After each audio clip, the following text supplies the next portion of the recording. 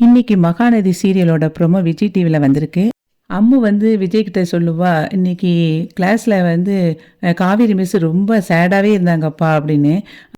குழந்தை சொன்னதை கேட்டுட்டு நேராக காவேரியோட வீட்டுக்கு விஜய் போவான். போயிட்டு அவங்க அம்மா கிட்டேயும் கங்கா கிட்டேயும் கேட்பான், காவேரி நீங்கள் எல்லாருமே ஒரு மாதிரி இருக்கீங்களே, என்ன பிரச்சனை சொல்லுங்க அப்படின்னு சொன்ன உடனே காவேரியோட அம்மா வந்து எல்லா விஷயத்தையும் நடந்ததை சொல்லுவா.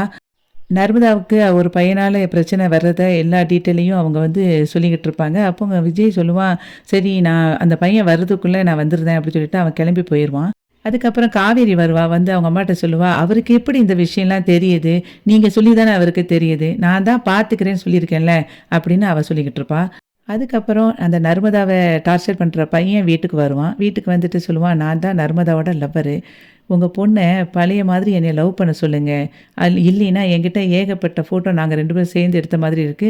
அதை எல்லாம் வெளிய காட்டிருவேன்" அப்படின்னு சொல்லிட்டு இருப்பான். அப்போ காவேரி வந்து கோவத்துல கம்பு எடுத்து அடிக்க போவா. அந்த சமயத்துல விஜய் வந்து அத தடுத்து பிடிச்சு நிக்கிற மாதிரி இன்னைக்கு வந்து மகாநதி சீரியலோட ப்ரோமோ இருந்தது.